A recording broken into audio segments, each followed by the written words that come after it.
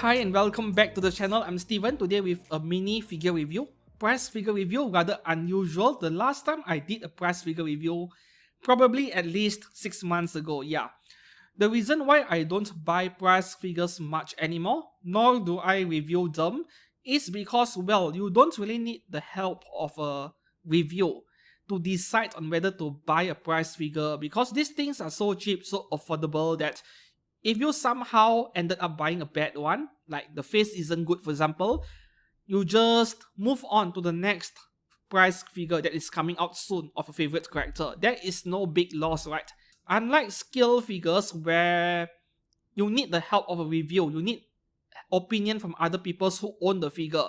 Is it any good before you buy one? Because that is a huge amount of money to spend on a skill figure, right? So understandably, you'll want a proper review of expensive skill figures, not so much for a price figure. Anyways, there are always exceptions where I will buy price figures, mainly because the character does not have a skill figure.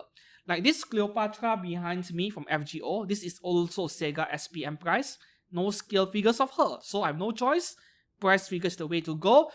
And up next, this Sega price Tiamat. Yeah, this is a Sega Luminasta series. Tiamat from FGO. No skill figures, so I will pick one up after release. Okay, this is Sega SPM price Marsh Kyrielight, presumably a summer yukata version from FGO Fate Grand Order. This is what her box looks like. I paid 85 ringgit for her in Gacha. That's the name of the store. 85 ringgit is about 18 US dollars, which is very reasonable for local pricing, considering you need to factor in things like shipping cost, taxes, and so on. So 85 is, 18 US dollars is reasonable. There were other shops that were selling her for 30 to 50% higher. I'm not even kidding. 120 ringgit, for example. I wouldn't pay that kind of money for a price figure. If I were to buy a price figure, I would rather import in bulk from Taobao on my own. Yeah, from China. As for the box, nothing much to say. Pretty attractive for a price figure, and there is even a hologram sticker at the back.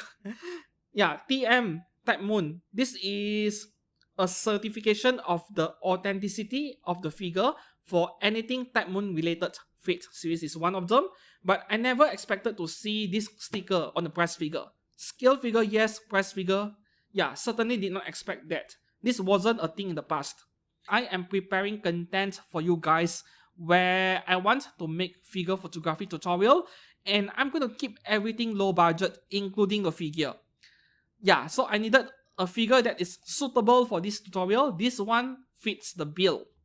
I also picked up a new camera recently, Nikon Z30. This is about 750 US dollars brand new, including this kit lens. 3,300 Malaysian ringgit, and you get a bunch of free stuff, free battery, free tripod, and so on. So this is entry-level camera. I'm going to use this to photograph this figure, and we'll see how good of a result we can get. Also, every single insert video footage of this figure you're watching in this review, they were filmed with this Nikon Z30, so you can figure it out whether the quality is good enough for you. Certainly it is to me. Back to the topic, with this figure of Marsh Kyrielight, this is a Sega SPM series, super premium series according to them. So this is going to be better in quality than an average Sega price figure that does not carry the SPM branding. So I have a certain amount of expectations here, given that Cleopatra by Sega was really good. It was really well made. I was very impressed even. The sculpt is great. There are barely any flaws to be found. Yeah, you are going to find some irregularities. For example, the front of the head over here, left side of the head. Yeah, you look at the sculpting of the hair, there are some irregularities, but once again, this is completely normal for price figures.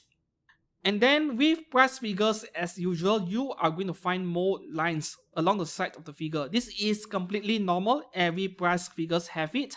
This is actually above average. This is better than usual, which is always a great thing. You can't really see it unless at a very close distance. And lastly, regarding the sculpt is the face. The face looks exactly like the product photos and what was printed on the figure box. So I am pretty happy with it. For a price figure, this is a 9 out of 10 in terms of sculpting. Moving on to the paint job. Once again, the paint job on this figure is very good for the standards of a price figure. I could barely find any flaws like, scratches, paint transfer, things like that. Paint bleeding, I could barely find any. However, at the same time, I do believe that the paint work on this figure is rather well done because this is a very simple press figure.